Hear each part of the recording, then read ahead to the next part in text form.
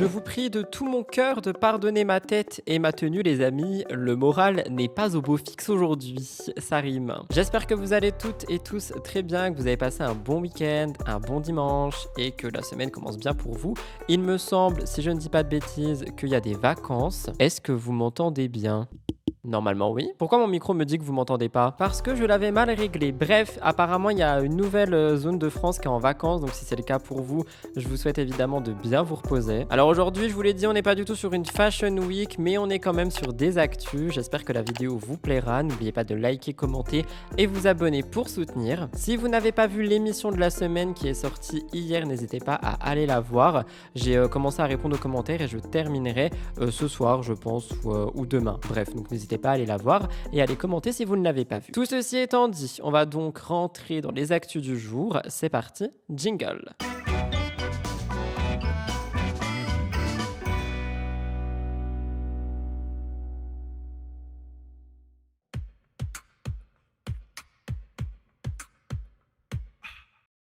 Nous commençons par parler de Julie Bertin. Et oui, comme tous les lundis, finalement, elle est abonnée à Spill the Tea. Donc, nous allons parler d'elle. Vous le savez, je vous fais un petit peu de rappel. Julie Bertin et Jordan, couple emblématique des 50 et des apprentis, a mis un terme à leur relation.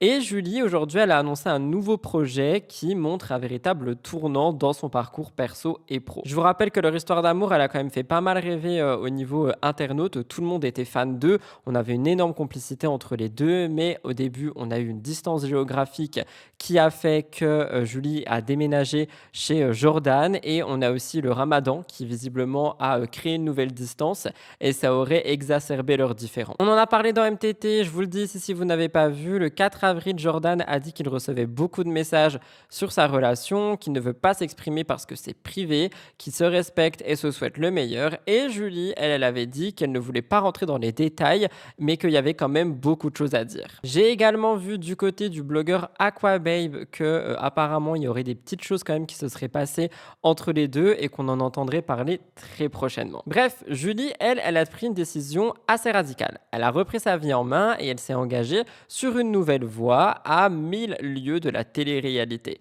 Suivie par 500 000 personnes sur Instagram, elle a surpris tout le monde. Elle a publié une vidéo avec un beau montage et le logo Netflix, de quoi intriguer tout le monde. Elle prend la parole dans cette vidéo, elle dit quelque chose de nouveau commence et cette aventure, je vais la vivre avec vous. Et donc, elle dévoile une formation pour devenir institutrice fitness. Elle veut obtenir le CQP, donc le certificat de qualification professionnelle, en partenariat avec Move at Academy. Est-ce que je me suis mélangé les mots en parlant? C'est possible. Elle intègre la formation, c'est pas elle qui l'a créée, c'est donc vraiment en collaboration avec Move at Academy. Elle dit du vrai, du brut, du perso, j'ai voulu créer un format qui me ressemble, différent de ce qu'on voit déjà, et je trouve que c'est un véritable tournant finalement dans sa carrière, et c'est d'ailleurs un mot qu'elle emploie également. Elle incarne donc une nouvelle génération d'influenceuses qui ne se contentent plus de suivre les tendances, de rester en télé, etc., etc. Et elle veut vraiment rajouter sa pierre à l'édifice dans le monde du fitness. Elle invite aussi tous ses abonnés à suivre sa chaîne YouTube Julie BRTN pour découvrir les coulisses de sa métamorphose. À travers ce projet, elle ne se contente pas de tourner la page certainement sur sa relation passée. Moi, je pense que ce projet il va vraiment l'aider à aller de l'avant, mais elle veut aussi, je pense, transformer sa carrière en une autre chose. J'ai la vidéo, normalement, je vous laisse regarder.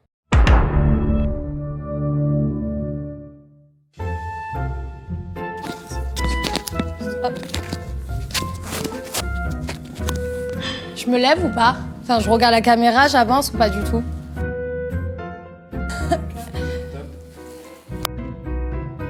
Donc, je stresse.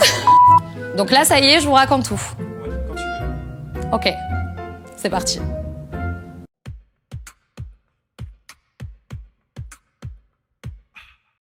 Cela fait quelques temps maintenant que nous n'avons pas parlé de Océane Heimer et finalement, on va en parler parce qu'elle a fait une soirée qui devait être tranquille à Dubaï et finalement, il s'est passé quelque chose d'assez d'assez choquant. Elle a été hospitalisée en urgence en pleine nuit parce qu'elle a failli s'étouffer et elle a raconté tout ça sur TikTok. C'est une intelligence artificielle qui lui aurait permis d'éviter le pire, je vous raconte. Elle était seule chez elle, Océane pensait simplement se détendre devant une série, elle était très installée dans son canapé comme tous les soirs et elle a eu faim. Elle a décidé de se faire des nuggets, enfin du moins de les commander, des nuggets de fast-food et ça devait donc combler sa faim.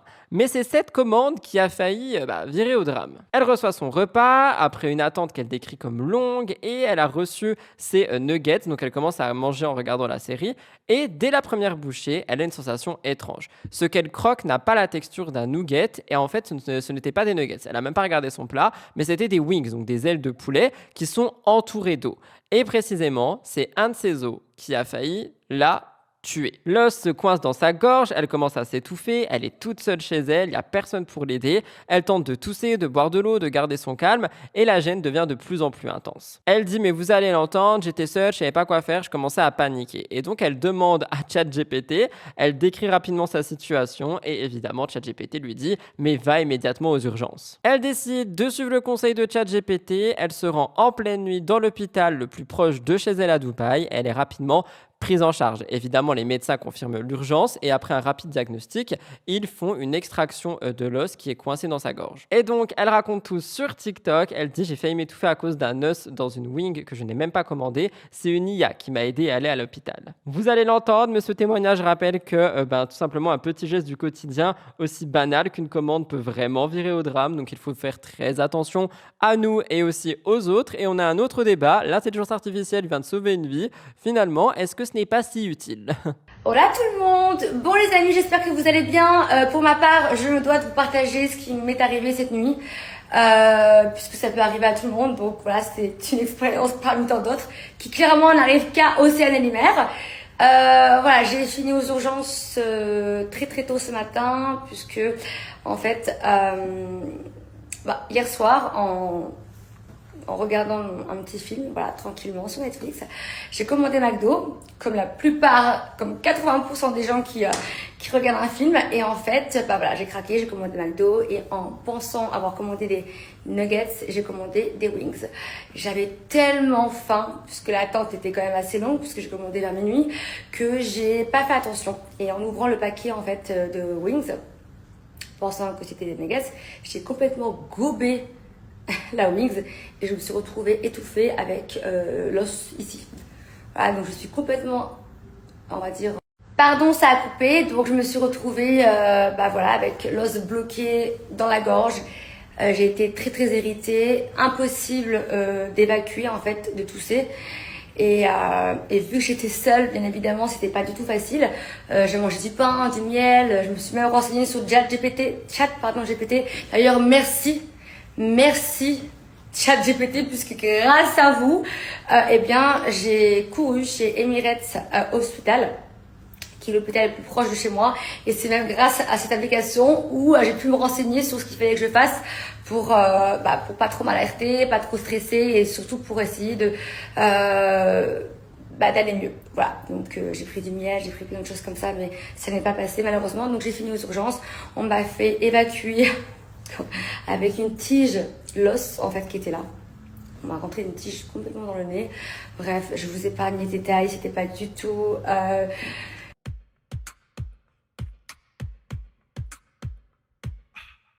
Alors les amis, j'avais même pas vu cette vidéo, je l'ai regardée tout à l'heure ce matin en prenant mon petit déj. Je vous parle de Aurélie Preston chez Jérém Star. Elle a parlé de pas mal de choses et elle a notamment parlé d'une révélation par rapport à des plateformes de charme. J'étais pas du tout au courant. Je vous rappelle qu'à 33 ans, Aurélie a connu un très grand tournant. On l'a connue dans Les Marseillais et Les Anges de la télé-réalité. Mais depuis plusieurs mois, elle partage sur ses réseaux des messages de foi, de spiritualité, de rédemption et elle dit qu'elle a une foi chrétienne.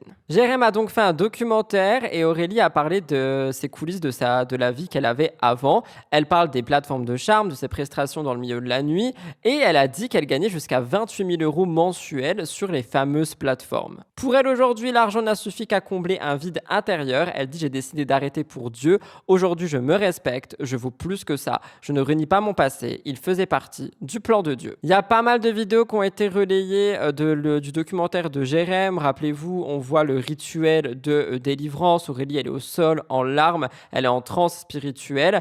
Et on a d'ailleurs beaucoup de personnes qui en avaient parlé, et ça, je vous l'avais déjà dit. On avait notamment Bastos qui disait qu'il a reçu apparemment des témoignages qui parlent de comportements problématiques dans l'église que fréquente Aurélie. Et Aurélie, par rapport aux critiques, elle s'en fout. Pour elle, sa place, elle est là. C'est la foi qui l'a sauvée. Elle a une meilleure vie aujourd'hui et elle parle vraiment d'un cheminement personnel. Elle dit: Dieu m'a aimé quand je ne m'aimais pas. Aujourd'hui, je veux juste marcher dans la lumière. Honnêtement, je vous l'avais dit dans MTT, j'ai trouvé que la vidéo avec Laura Lempicka de Aurélie le pêcheur était super intéressante. Je trouve que celle avec Jérém, elle est un peu plus sensationnaliste, qu'on a effectivement toute la partie interview, on peut apprendre pas mal de choses, mais sur l'autre côté, je trouve qu'on est vraiment dans le sensationnel. Donc vous me direz si vous l'avez vu et ce que vous en pensez, mais voilà, je voulais quand même vous en parler parce que encore une fois, dès que Aurélie prend la parole maintenant, tout le monde en parle.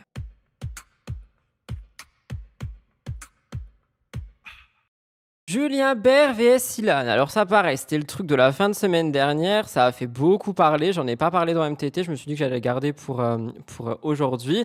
On a le MMA, donc vous savez, tous ces combats là qui n'épargnent plus personne. Moi je vous en ai déjà parlé plusieurs fois en vous disant que je trouve que ça dessert aux vrais sportifs.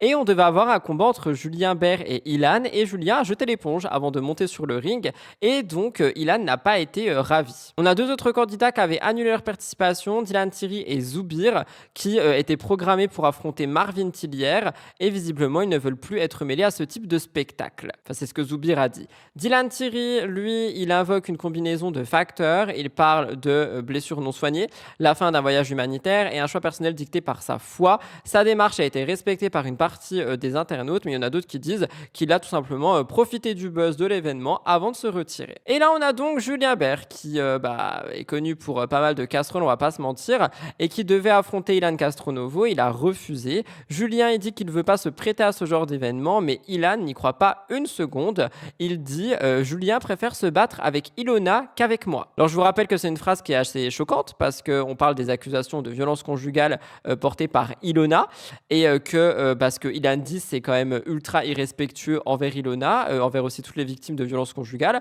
Donc qu'on se le dise, ça n'a pas sa place en fait. On a également vu en live toutes les stories qu'ils ont dit. Ilan, il est très remonté contre Julien Bert, il veut son adresse, il veut remonter chez lui, etc. pour aller le frapper à sa manière parce que Julien Bert a dit dans un live qu'il voulait juste pas se battre contre Ilan, qu'il voulait pas être comparé avec lui, etc. etc. Et honnêtement, on est vraiment sur une guerre de quéquettes, hein, je vous le dis très clairement, j'ai l'impression que c'est ça. Le truc, c'est que je trouve que Ilan, qui utilise plusieurs fois, parce qu'il l'a pas fait qu'une fois, il préfère aller se battre contre Ilona. Je sais pas, je trouve que c'est quand même très délicat. Si tu dis respecter Ilona et ce qu'elle a vécu, t'es pas obligé en fait de dire ce genre de phrases, de termes, d'employer ces mots et d'être aussi dans la provoque finalement. En tout cas, vous me direz ce que vous en pensez, mais moi vous le savez, ces trucs de MMA là, je peux plus en fait, parce que je trouve que ça prend quand même beaucoup de place et surtout ça empiète sur les véritables sportifs qui souhaitent faire des combats de MMA.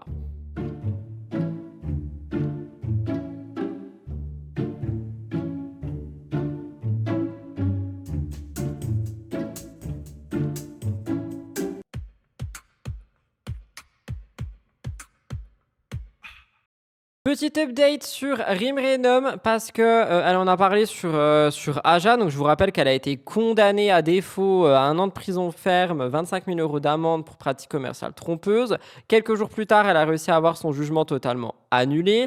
Elle affirme qu'elle n'a jamais été informée de la procédure. Je vous parle de ça et de sa réponse chez Samzira.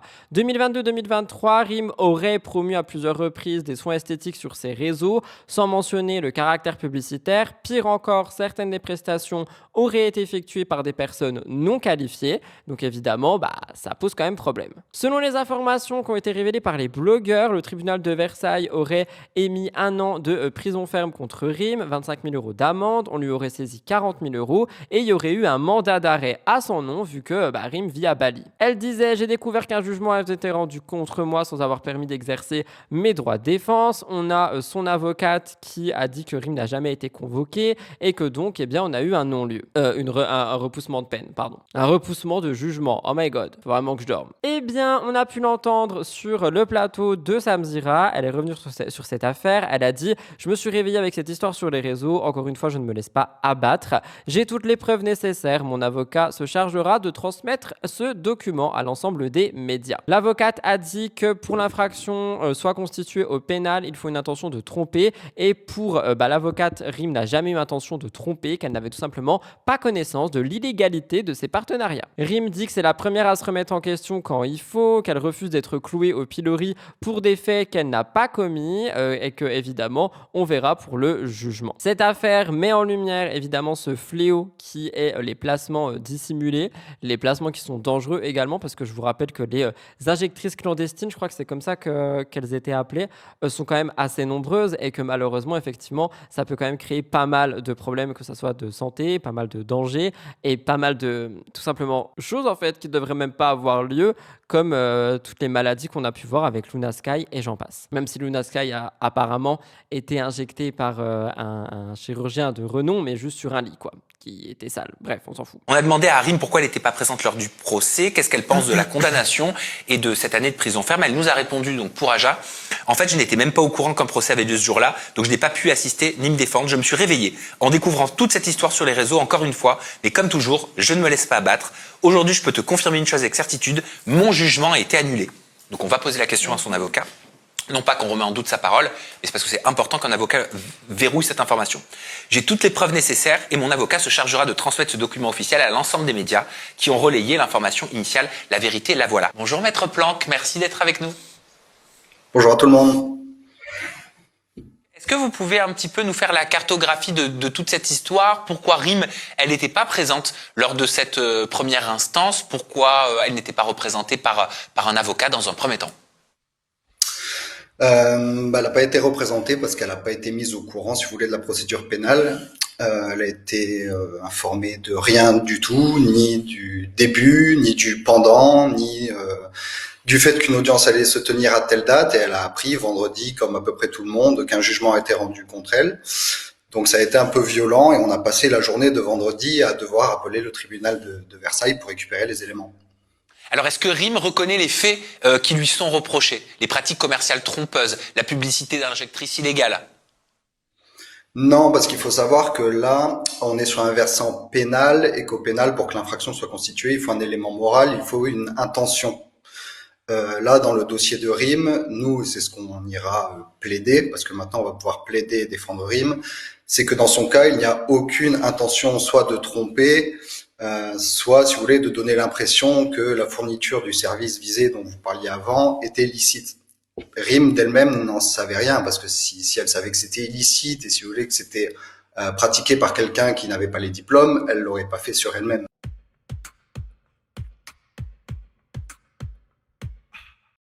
Nous terminons Spill the Tea avec Simon Castaldi et Cassandra. Alors oui, il y a des gens qui n'ont pas compris parce qu'ils ont cru que l'interview dont j'ai parlé vendredi, je crois qu'elle a sorti vendredi la vidéo, a été tournée il y a 1000 ans. Mais non, genre vraiment c'est une interview qui est super récente, qui est sortie le 5 ou le 6 avril sur la chaîne de Samzira en toute intimité. Et apparemment, Simon Castaldi, rappelez-vous, il y avait des rumeurs qui disaient qu'il aurait géré le compte mime de Cassandra Julia. Un cheveu, non, c'est un poil de blou, bref. Et du coup, il a répondu à tout ça. Est-ce que Simon est derrière la gestion du compte mime de Cassandra? Je vous rappelle que Mime est une plateforme de contenu privé par abonnement. Et les spéculations avaient rapidement gonflé. On a eu des vidéos TikTok où on l'accusait. Et donc, Simon, il a répondu à tout ça chez Sam. Il a dit c'est faux, elle a un mec qui a une vraie agence de ça, qui fait ça, qui a plein de personnes, pas moi. Ce qui veut donc dire qu'il y a quand même des agences de mimes, c'est assez chaud. Vous me direz ce que vous en pensez, moi je trouve ça chaud. Il dit que Cass fait encore moins que Adixia, alors ça je trouve ça assez chaud de comparer. Il dit qu'il n'est pas à l'aise avec le fait qu'un autre homme supervise le compte de Cassandra, mais il veut pas prendre la relève, il dit que ça lui plaît pas, mais qu'il ne gère plus personne, qu'il avait d'autres personnes, mais qu'il a arrêté, et qu'il a la volonté pour Cassandra de lui laisser sa liberté professionnelle. Il dit que associer la gestion d'un compte mime à du proxénétisme, c'est hors de propos, que c'est des trucs stéréotypés, que c'est de la merde, qu'on est sur de la vente de médias en ligne, que c'est pas de la pornographie, qu'il ne faut pas abuser. Il rappelle que Mime, c'est avant tout une plateforme de contenus digitaux, que les utilisateurs ont eu le choix de publier ce qu'ils veulent, du lifestyle, du sport, des conseils de beauté, ou autre, hein, vous m'avez compris, et qu'au-delà de tout ça, eh bien, en fait, il faut arrêter de faire des raccourcis aussi simples. Évidemment, il a parlé de plein d'autres choses, notamment concernant Cassandra dans cette interview, je vous en ai parlé vendredi et un petit peu dimanche. Apparemment, les deux sont en train de régler leurs problèmes, même si visiblement, ce n'est pas non plus quelque chose qui semble simple. J'espère quand même, je l'espère fortement, qu'ils arriveront vraiment à régler leurs problèmes et à aller de l'avant et à faire fonctionner leur relation, mais ça, seul l'avenir pourra nous le dire.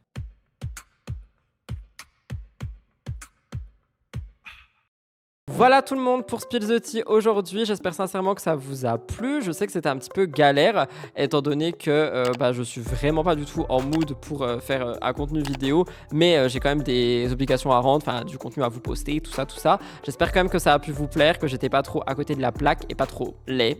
N'oubliez pas de liker la vidéo si elle vous a plu. En commentaire, emoji du jour. Je pense que j'aimerais bien voir une momie dans l'espace commentaire si jamais vous avez cet emoji. Si vous l'avez pas, écrivez simplement momie. Yes. Abonnez-vous à la chaîne, c'est toujours pas fait. Et moi, je vous retrouve mercredi pour Mix the Tea Influence en meilleure tenue et en meilleure posture. Passez un agréable début de semaine et merci pour votre fidélité.